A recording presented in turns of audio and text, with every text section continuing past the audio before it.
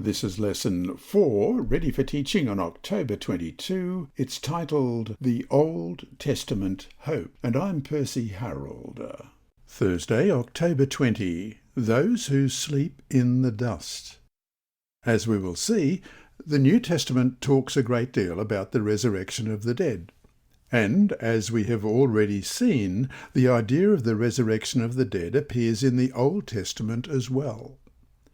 These people, in Old Testament times, had the hope of the final resurrection that we do. Martha, living at the time of Jesus, already had this hope, as we read in John 11:24. Martha said to him, "I know that he will rise again in the resurrection at the last day." No question, even then, the Jews had some knowledge of the resurrection in the last days, even if not all believed it. As we read in Acts 23 verse 8, "For the Sadducees say there is no resurrection, and no angel or spirit, but the Pharisees confess both." Read Daniel chapter 12. What resurrection hope is found here in the writings of this great prophet? Daniel 12, beginning at verse 1, "At that time Michael shall stand up, the great prince who stands watch over the sons of your people. And there shall be a time of trouble, such as never was since there was a nation, even to that time. And at that time your people shall be delivered, every one who is found written in the book. And many of those who sleep in the dust of the earth shall awake, some to everlasting life, some to shame and everlasting contempt. Those who are wise shall shine like the brightness of the firmament, and those who turn many to righteousness like the stars for ever and ever.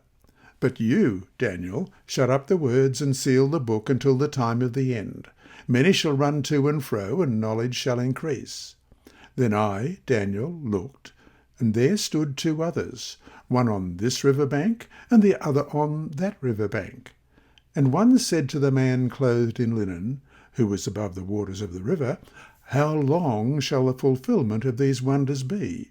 Then I heard the man clothed in linen, who was above the waters of the river, when he held up his right hand and his left hand to the heaven, and swore by him who lives for ever, that it shall be for a time, times, and half a time. And when the power of the holy people has been completely shattered, all these things shall be finished. Although I heard, I did not understand. Then I said, "My Lord, what shall be the end of these things?" And he said, "Go your way, Daniel, for the words are closed up and sealed till the time of the end. Many shall be purified, made white, and refined, but the wicked shall do wickedly, and none of the wicked shall understand, but the wise shall understand. And from the time that the daily sacrifice is taken away and the abomination of desolation is set up, there shall be 1,290 days. Blessed is he who waits and comes to the 1,335 days. But you go your way till the end, for you shall rest and will arise to your inheritance at the end of the days." Daniel chapter 12 verse 1 refers to Michael, the great prince, whose identification has been much disputed. Because each of the great visions in the book of Daniel culminates with the manifestation of Christ and his kingdom, the same should be the case in regard to this specific passage. In the book of Daniel, we find allusions to the same divine being as the Prince of the Host in chapter 8, verse 11, the Prince of Princes in chapter 8, verse 25, Messiah the Prince in chapter 9, verse 25, and finally as Michael the Great Prince in Daniel chapter 12, verse 1. So we should identify Michael also as Christ. The Old Testament passages considered so far in this week's lesson in Job chapter 19, 25-27, and Psalm 49:15, and Psalm 71 verse 20, and Isaiah 26:19, all speak of the resurrection of righteous people. But Daniel 12 speaks of a resurrection of both the righteous and unrighteous. When Michael stands up, as it says in verse 2, many of those who sleep in the dust of the earth shall awake, some to everlasting life, some to shame and everlasting contempt. Many view this verse to be talking about a special resurrection of certain people, both the faithful and the unfaithful, at Christ's return.